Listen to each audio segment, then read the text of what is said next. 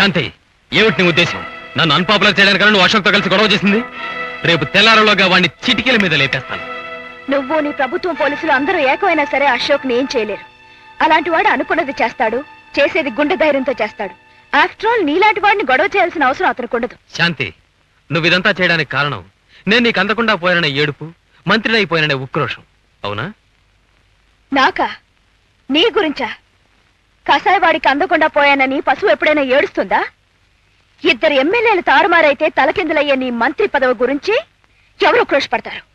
రోడ్లు ఉడిచేవాడికి కూడా ఓట్లు పడితే నీలాంటి మంత్రి అవుతాడు. కానీ పదవి పలుకుబడి పోయిన తర్వాత నీలాంటి వాడు రోడ్లు ఓడడానికి కూడా పనికిరాడు. చూడు శాంతి, ఏం జరిగినా మన ఇద్దరం ఒకటే. ఇక నుంచి నేను చాలా గొప్పగా చూసుకుంటాను.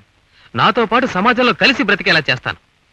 శాంతి, రేపొద్దున ప్రెస్ మీట్ పెట్టిస్తాను. ఆ ప్రెస్ మీట్ లో మన పిల్లాడు పోవడం, నువ్వు నా దగ్గరికి రావడం, మళ్ళీ వాడు దొరకడం, ఇదంతా అబద్ధమని, ఇదంతా కావాలని అశోక్ గాడే చేశాడని ఒక్క మాట చెప్పు సార్. ఒకరోజు నీ చేత్తో నా రెక్కలు విరిచి ఈ రోజు వచ్చి నాకు ఎగరటం నేర్పుతానని మభ్యపెట్టి నన్ను నీ వల్ల ఒక లాక్కోవాలని చూస్తున్నావా? ఒక్కోసారి నా కన్నబిడ్డ నీ వల్లే కన్నబిడ్డ అని గుర్తొచ్చినప్పుడు భరించలేక వాణ్ణి కూడా దూరంగా ఉంచుతున్నాను. అది నీ మీద నా అభిప్రాయం. నువ్వు ఇంటికి వచ్చినప్పుడల్లా వెలిసిపోయిన తుఫాన్ మళ్ళీ నన్ను కూల్చివేయడానికి వస్తుందేమోనని భయం వేస్తోంది. ఇంకెప్పుడు నా గడప తొక్కద్దు. అంకుల్ అంకుల్ కాదు బాబు, మంత్రి గారు. వెళ్ళండి.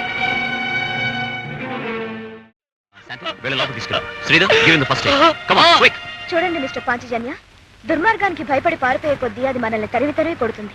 సార్, మీరు లేకపోతే ఇప్పటికి వాళ్ళు మమ్మల్ని చంపేసేవాళ్ళు. ప్రతిదీ వాడి కాళ్ళ కింద ఉండాలనుకుంటాడు. ఆ రెండు కాళ్ళు విరిచేస్తే గానీ వాడి పొగరు తగ్గదు. నేను చెప్పినట్టు వింటారా? జరిగింది జరిగినట్టు కోర్టులో చెప్పండి. ఆ శంభుప్రసాద్ మీ మీద దౌర్జన్యం చేసినట్టు నేను కేసు ఫైల్ చేస్తాను. వాడు మంత్రి కదా అని మీరు భయపడాల్సిన అవసరం లేదు. న్యాయం మన వైపు ఉంది. నేనెందుకు భయపడతానమ్మా?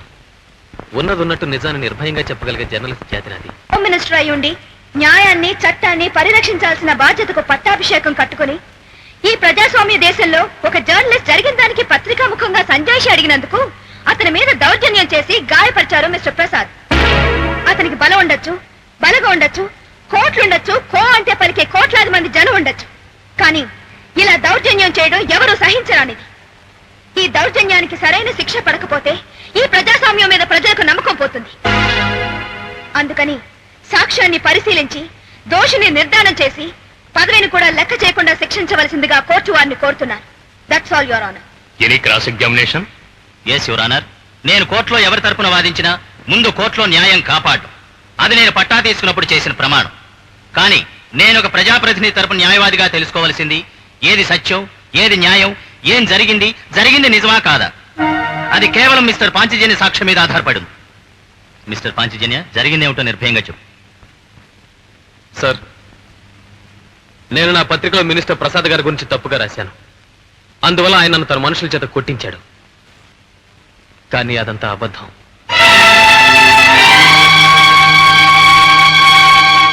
అశోక్ శాంతి కలిసి ఆడమన్న నాటకం ఇది. అశోక్ కి శాంతితో చాలా రోజులుగా అక్రమ సంబంధం ఉంది. అంతేకాదు, తన పలుకుబడి కోసం అశోక్ చీఫ్ మినిస్టర్ దగ్గరికి అప్పుడప్పుడు శాంతిని పంపిస్తూ ఉంటాడు. అక్కడ ఆయన శాంతితో కులుకుతుంటే ఇక్కడ తన అక్రమమైన పనుల కోసం ప్రభుత్వాన్ని వినియోగిస్తూ ఉంటాడు. ఈ నిజాన్ని నేను తెలుసుకున్నాను. ఇది తప్పని హెచ్చరించాను. కానీ అశోక్ ఈ కథని మరో తప్పుగా రాయమన్నాడు. లేదంటే చంపుతాన్ని బెదిరించాడు. అంతేకాకుండా ప్రసాద్ గారి మీద చెయ్యని నేరాన్ని మోపి కేసు పెట్టమని దౌర్జన్యం చేశాడు. కాదన్నందుకు నన్ను ఇలా కొట్టించాడు. ఈ దెబ్బలని అశోక్ కొట్టించినవే. నన్ను చంపేస్తారన్న భయంతో సరే అన్నాను. కానీ ఇక్కడ నాకు రక్షణ దొరుకుతుందన్న ధైర్యంతో నిజాన్ని బయట పెట్టాను. డబ్బు కోసం మానాన్ని అమ్ముకునే శాంతి, తన పనుల కోసం ఆడదాన్ని పడుపు వృత్తికి తెచ్చే ఈ అశోక్ తమ తప్పుల్ని ప్రసాద్ గారి మీదకి నెట్టడానికి ఈ నాటకం ఆడాడు. ప్రసాద్ గారు చాలా మంచి మనిషి. వీళ్ల కోసం నింద వేయడం నిజంగా నా దురదృష్టం. సార్, నిజాన్ని బయట పెట్టాక వీళ్ళని ఇంకా బతకనివ్వరు.